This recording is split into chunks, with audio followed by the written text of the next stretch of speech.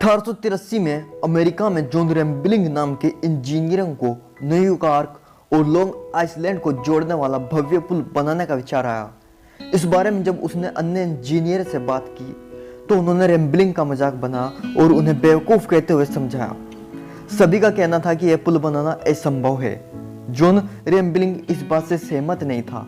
उसका हृदय कहता था कि वह यह पुल बना सकता है। उन्होंने किसी तरह अपने अड़ियल पुत्र वाशिंगटन को पुल निर्माण के लिए तैयार कर लिया। दोनों पिता पुत्र ने दिन रात एक करके इस पुल के सैकड़ों नक्शे तैयार किए। इस कार्य में हर मुश्किलों का समाधान करते हुए आगे बढ़े। उत्साह और लगन से वे इस असंभव से कार्य में लग गए।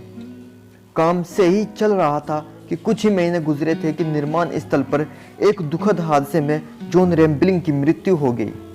उसके पुत्र वाशिंगटन के मस्तिष्क में कुछ ऐसा आघात लगा कि वह अब चलने फिरने और बात करने के लायक नहीं रहा।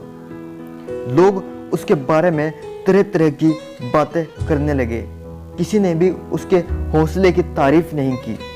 दूसरे इंजीनियरों ने कहा कि अब काम समेट लेना चाहिए। शारीरिक असमर्थता के बाद भी वाशिंगटन पीछे नहीं हटा। अपंग होने के बाद भी दुगने उत्साह एवं लगन से अपने पिता के सपनों को पूरा करने में जुट गया। उसका शरीर बेकार हो चुका था। अस्पताल में अपने कमरे में लेटे हुए उसके दिमाग में एक अद्भुत विचार आया।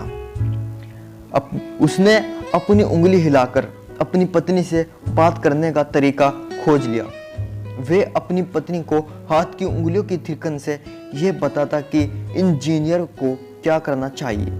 ऐसी अवस्था में किसी तरह काम शुरू हो गया और अगले 13 वर्षों तक वाशिंगटन अपनी पत्नी की बाह पर अपनी उंगलियों से संकेत देता रहा। आखिर पुल बन गया।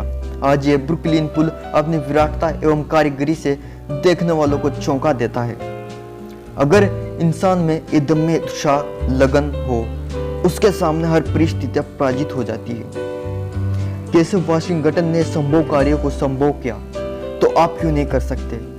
कुछ भी काम इस संभव नहीं होता। अगर लगन, उत्साह और जिद हो तो हर काम हो जाते हैं। वीडियो अच्छी लगी हो तो सब्सक्राइब कीजिए।